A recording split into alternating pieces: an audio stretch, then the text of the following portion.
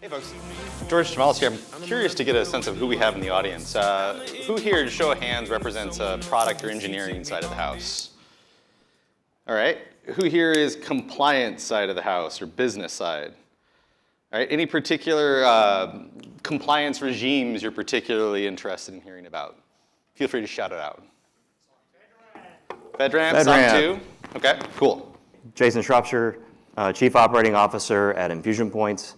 Infusion Points is a third-party assessor, but we primarily focus on helping organizations prepare for very complex compliance initiatives and ultimately the audit cycle. And in recent years, we've been focused heavily on engineering support and automated builds of environments that have a lot of these controls built in up front that we're going to be talking about.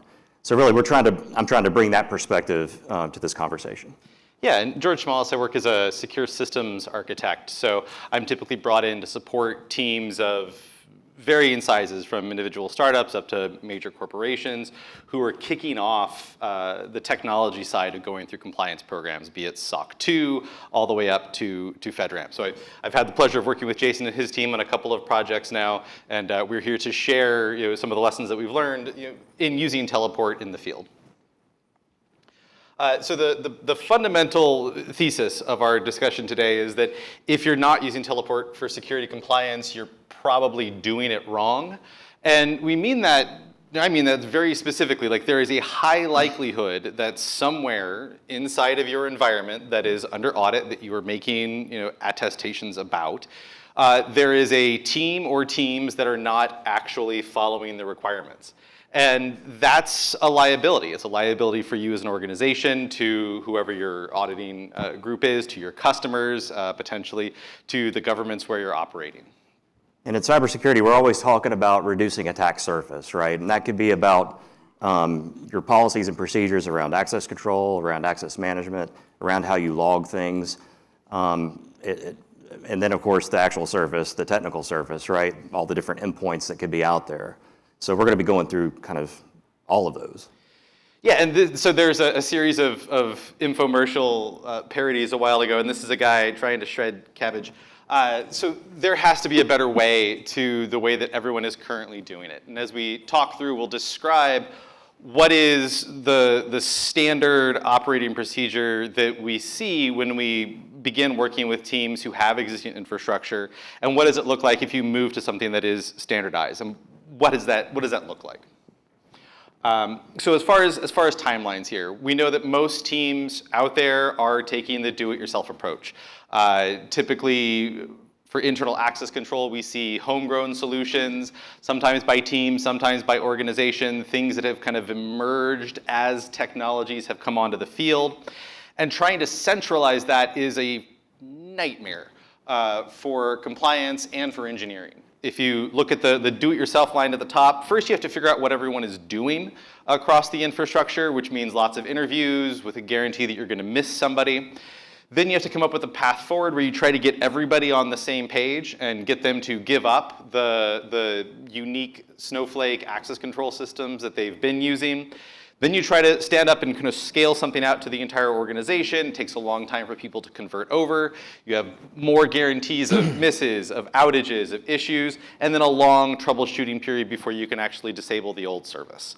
With Teleport, you want to speak to Teleport? Well, yeah. and just what George is describing there is something that we've seen play out at company after company after company, right?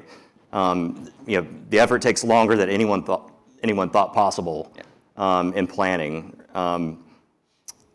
And ultimately, our arc as a company, we're always looking for solutions to bring to our customers that help reduce that, right? And be more prescriptive in the way that we do things, and say, hey, adopt this approach, and we've got it kitted up for you and pre-planned out.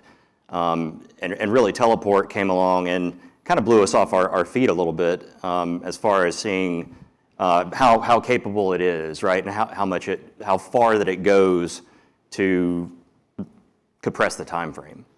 That's really what this is about. Yeah, and what we see in rolling this stuff out is one of the key benefits is you don't have to get rid of the special snowflakes up front. Teleport can be rolled out alongside any of the existing authentication and access controls, which gives you a much faster time to roll out. You don't have to convince anybody up front to get rid of the things they've been using. You can then allow Teleport to speak for itself, right? And what we've seen for adoption inside of small and very big organizations is everyone on the engineering side starts off saying like, oh, absolutely not. We love our thing. It does exactly what we need. We've been using it for years. And then as word spreads, as people start seeing it, people start realizing like, oh, there's actually something here. This is going to be an improvement in our life. And that makes adoption, later on, speed up and be a lot easier. Let's talk about audit pain and complexity. Yeah. All right, so we have this chart of what do we think about when we think about different compliance regimes. So in terms of pain and complexity, in the bottom left you have GDPR and CCPA, which I think of as invitations to a lawsuit, where they don't actually specify what you need to do. They have very vaguely worded guidance, which is follow best practices for security. And that way, if you are then compromised, well, obviously you were not following the best practices for security and were therefore in violation of the law. Then you start getting a little bit more prescriptive into the HIPAA requirements and the high trust certification. SOC 2 and ISO is where you start seeing actual, more fleshed out requirements around access control, et cetera. Then you have a steep curve up through CMMC up to FedRAMP, where CMMC is kind of setting up as like FedRAMP diet, and then FedRAMP with moderate or low impact, moderate, and high being the high bar for these requirements. Lots and lots and lots of requirements, and very, very prescriptive. And FedRAMP may be prescriptive, but it's not actually prescriptive toward cloud, unfortunately. It's prescriptive toward the way that things were done 10 years ago? Sure. So what we'll do here is we'll talk about, when you think about things that can go wrong, we'll start from the high bar. The high bar being FedRAMP, where what we have here is a list of the controls that apply to centralized access control. This is where Teleport can come in and start making your life easier. Or if you're not using some kind of centralized solution, where things are going to go wrong in an audit. As we go through, we'll speak to this in terms of the types of questions you get when you are sitting in an actual audit. We're not going to go control by control. We're going to go through the hot seat experience that you have when you're in one of these assessments, when you're trying to prove that you've actually done the right things to an auditor. And really distilling it down, these are 5 of the core questions that you're going to get asked in an audit. How is access control applied? What audit logs do you have? Where are they? Do you have any shared or break glass passwords? How do you do a set of weird, finicky control requirements that vary from group to group? And then finally, for FedRAMP and CMMC, what are you doing about FIPS? And one of the things about these control frameworks is it's very difficult to wrap your head around 300 to 500 controls, right? But as an assessor and somebody who helps prepare companies for these things, we like to go in and talk about themes. And you'll find that the way that we've gone over these 5 issues, it really covers a lot of controls, each one. And sometimes they're mapped even to other control families. So you'll see some of these things in here as we go. Yeah, so we'll start with access controls. And part of the reason auditors or assessors like to lead with high-level questions is they've kind of distilled, like Jason was saying, all these controls down to a set of leading questions, and they know what a good answer and what a bad answer looks like. So when it comes to how are you doing access controls, you're now being set up by the auditor, who's going to judge the maturity of your organization and your infrastructure based on the kind of answer you're going to give. And if the answer starts off saying well, we've got a couple different ways that we do things. It's complicated. Yeah, that's an immediate red flag for auditors because it indicates okay, not only have you not centralized, but you're about to try to hand wave and BS your way through it. Which then guarantees there's going to be inconsistencies that the auditors will then dig into and look for. And any kind of gaps that they find are going to trigger remediation, which is going to introduce delays in you getting the certification if you were able to pass it all. On the other hand, with Teleport, the story's different. Every auditor loves an easy button, right? They love to find that vein of coal that they can just mine and knock out the whole day's quota, right? And that's very much what what we've seen in these audits, how they play out, that Teleport it provides. I mean, ultimately, we'll spend a day and a half on Teleport, and artifact after artifact after artifact is pulled, and it applied to the different controls in the framework, and it really knocks out a lot of the audit week, I would say. Yeah, totally. I like to, when I was doing SOC 2, I would try to set up speed runs and see how quickly can we get through an audit measured in how many meetings we had with the auditors, and try to shrink that number as far as possible. Because the less you're saying, the less problem there's going to be, and the auditors also want to just get through it.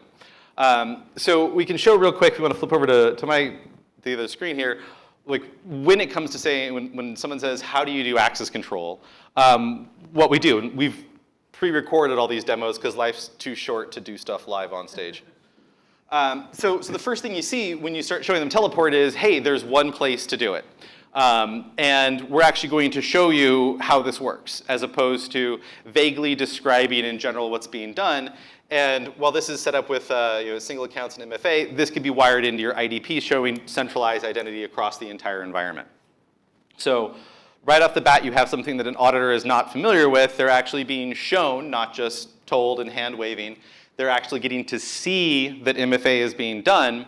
They're actually getting to see, oh, here is the list of the actual services that we need to get access to. And here is me going through and logging in. This is the reason that what we've seen is the Teleport admins in FedRAMP programs and other programs end up spending more time in the audit hot seat than anybody else, because they can just show the auditors what they're doing, and they can click through these controls really, really quickly. So we're able to show, yep, someone just come in and they've logged in. This is the actual experience. This is what everybody in our organization does. So simple answer, Teleport to all hosts and services. Here we can show you how it works. Ask any questions along the way. We've got nothing to hide. Next up, audit logs. Right? So this is another very simple leading question that auditors will come up with. Just kind of, what do you do with your logs? How are you managing them? Are you collecting them? Collecting audit logs for access control across your entire environment is a daunting task without centralization. It means that every host that's configured for remote access has to be wired up to ship logs back to a centralized SIM. You have to be able to detect when they're not doing that. You have to be able to detect misconfigurations. And there's just a guarantee that things are going to go wrong. And then when you start dealing with higher level certifications like FedRAMP High, you get into things like requirements for session recording, which is literally impossible to do on many different types of applications if you're going through some kind of classic VPN for remote access. And certainly broadly across platforms and different operating systems, it gets very complex quickly. Yep. So yeah, with Teleport, you're consolidating down to one log format, and a huge part of logging for these infrastructures that's tested at audit time is the access control aspect, right? The audit logs, not the authorization necessarily, but do you have a forensic trail of access to different parts of your environment, right? To different server interfaces, to different consoles. What role were they in, when they access those, what endpoints have they hit, what applications have they hit at which roles. It's critically important not only for security, but to be passable in these audits. And as George was saying, session recording is something that's just hard to do. There's not a whole lot of great options for session recording, and Teleport makes that very seamless across a number of web interfaces or SSH, RDP, et cetera. Yep. Yeah, so let's flip over to the laptop. And this is what it looks like when you're asked, like, well, what is your audit logging story? So here, we'll show you. Inside of our Teleport admin interface, we have audit logs. And here we have the full set of every action that's being done inside of the environment. This information can be very easily exported off into your centralized SIM, where you can build dashboards, you can build alerts, but you have them all coming from one source of truth. And that's, by itself, incredibly useful, saves a huge amount of time and effort on the engineering side. It's one less thing that engineers have to build and maintain. We're also going to solve the question of how do you define admin activity? This is something that comes up a lot when vague requirements will say, yeah, you're going to log all admin activity. Well, we're going to pull up the session recording of exactly what admins did, and we're going to define anything that an admin did as admin activity. So we don't have to go through and slice and dice through thousands of different log formats, log types, log messages to determine what is an admin action. We're just going to record everything, and if anybody asks, we can show it to them.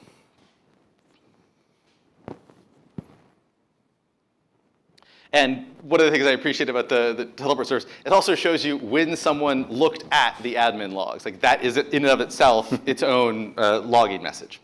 All right, back to the screen. Okay, so audit logs, yes, they're all in one place. Good to go.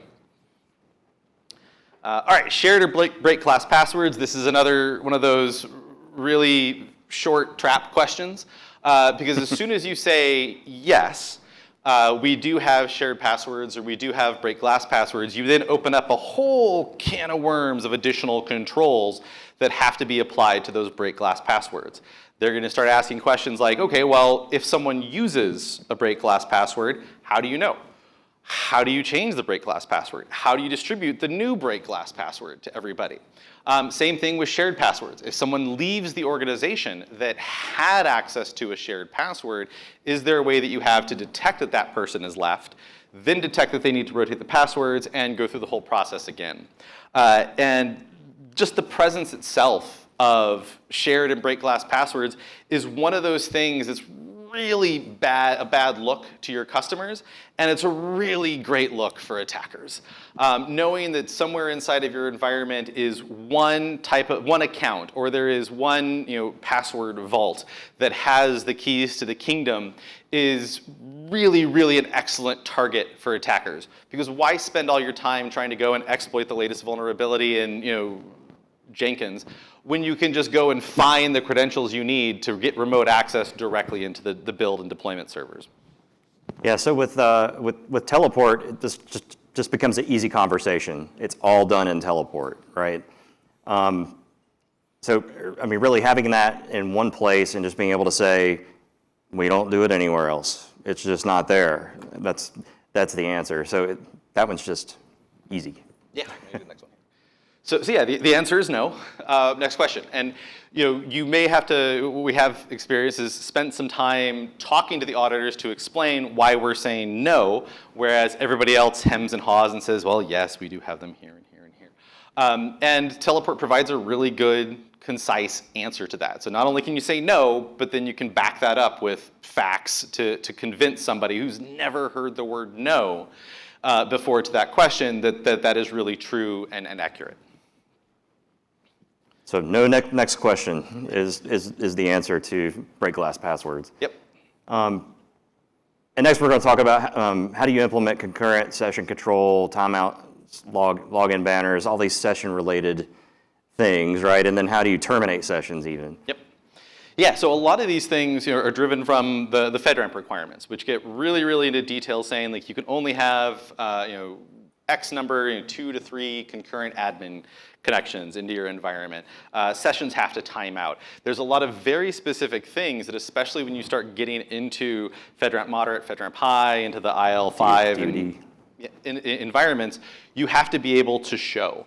And this is a place where Teleport has invested over the years to build exactly that functionality into the product. There are a number of features in the platform, as we understand it, that were built specifically in order to give good centralized answers to these questions, which without a centralized solution is another nightmare to implement.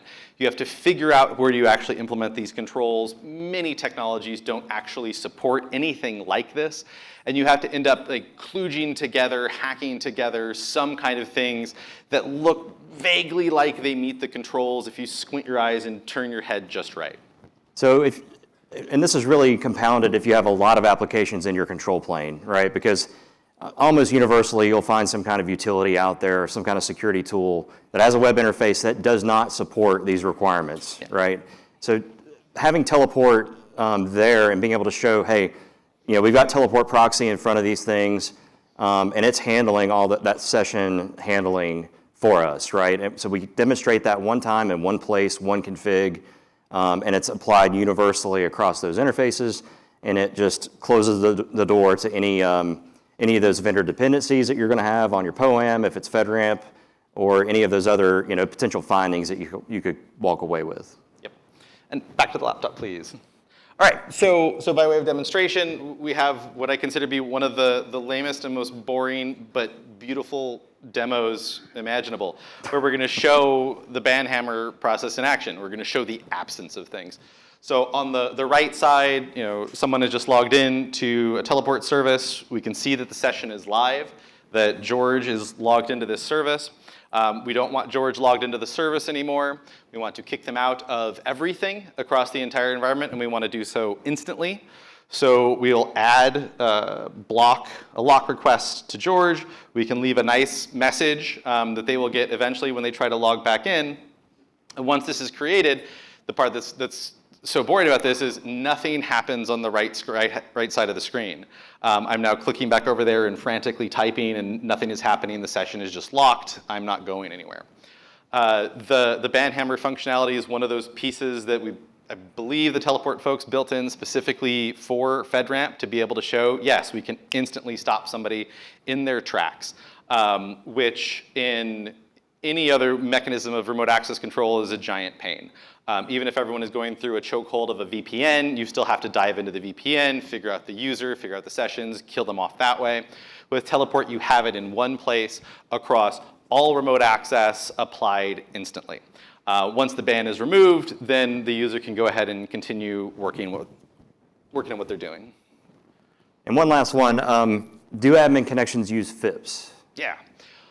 So if you aren't familiar with FIPS, congratulations, you've led a blessed life. If you are familiar with FIPS, you got that joke. So FIPS is a requirement that comes in from the US government that requires you to throw out all of your crypto that you're using and replace it with a small handful of vetted and approved cryptographic libraries. It's a giant pain, yet another one to do across your entire infrastructure, and it applies to any kind of remote access that you're doing. And without some kind of centralized solution, that becomes something that has to be done host by host, service by service, team by team for remote access to make sure that SSH is compiled against the local OpenSSL and FIPS mode, that all of your internal web services are all using FIPS. And it's you could go on. On the other hand, with Teleport. Yeah, with Teleport, from the standpoint of the control plane or anything that you're putting behind it, Teleport has it built in. So it's going to support FIPS natively, and it's just there. One thing that we, as a advisor, when we're getting involved with a new client, it's the first thing that we raise. How prepared are you for FIPS? And unfortunately, FIPS is working its way into more frameworks. There's obviously FedRAMP and DoD, but there's state ramp, CMMC. It's just these federal requirements are kind of seeping their way. Anywhere that federal money tends to go, these federal requirements tend to follow. So eventually, you're going to get George's joke. Yeah, and certainly for state ramp, we've also seen this with individual state agencies. Like once an agency gets to a certain size, sooner or later, I think they start hiring people who've worked on bigger compliance things. And one of the things that they'll do to add value is to say, well, we got to do FIPS everywhere. And then for Teleport, it really is, you launch the service with -- FIPS, it swaps in Google's boring crypto library under the hood, and you now have FIPS compliance, and it's the easiest thing in the world to demo to auditors. You just show how the service is launched. All right, so you can say, yes, here's the config for FIPS. So we just did a quick, kind of fire tour through FedRAMP controls. The idea of focusing on FedRAMP is that if you can pass the bar with FedRAMP or FedRAMP High, you're going to do just fine in going through any of the other standards with less pain and complexity. So SOC 2 and ISO and everything below that is going to be covered. IL5 is FedRAMP High plus a network connection. So what we've seen is that by building these features into Teleport, by implementing them thoughtfully, by going out of their way to build functionality specific to some of these twitchy little requirements, Teleport's really done an excellent job of reducing the headache and the challenge and the time to being able to meet some of these controls. Great. All right, and we're out. Any questions? Yeah. Great job. Anybody? We just answered it.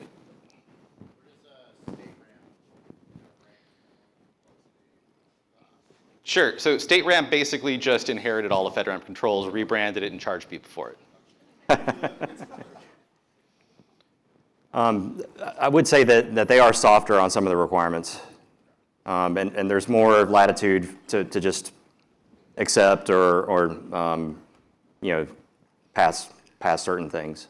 Yeah, and it's one of those things like if you've met the FedRAMP controls, you've gone through an audit, congratulations, you have StateRAMP too. Yeah, exactly. Yeah. One-way reciprocity. Yeah, exactly. Anybody else? Cool. All right, thanks everybody. Thank you. We had one more thing. Oh, wait, what? As far as compliance, how often does it change for FedRAMP? Rev 5 just came out, so. After how long? It was, what, 3+ years? Rev 4, so I've been doing it since FedRAMP was around in 2012, and it's happened twice that the controls have significantly changed. Yeah. Yeah, and even like the Rev 4 to Rev 5 transition that just happened this past year didn't change much on the core access control stuff, right? Like the way I think about it for these different compliance regimes is there's like this Nash equilibrium, right? Because like ISO and NIST are going to come out with their definition of what makes good security, and nobody's going to delete any of their recommendations and say no, we don't think you actually need this one and that one. And occasionally you'll get something like SOC 2 where they'll add some more like management layer stuff on top, but really access control has become pretty baked at this point. And so you're seeing changes for things like software supply chain and some of this other stuff. So there may be tweaks to some of the variables they use for access control, like log out after 10 minutes instead of 30. But more or less, those seem to be pretty consistent. Most of what makes its way into the changes in the frameworks is based on, if you look at the major events that have happened related to breaches that have happened that have affected OPM or what have you, and they'll look at what the root causes were for that, and then they're trying to address that. So like George mentioned supply chain, they added a whole supply chain family to the FedRAMP controls specifically regarding that, and then moved some other things around that were supply chain related into that. So usually it's addressing those things. Yeah, it's the compliance equivalent of you never want a law named after you. But yeah, that's what's happening. All right. Cool. Thanks, everybody. Thanks. Thank you.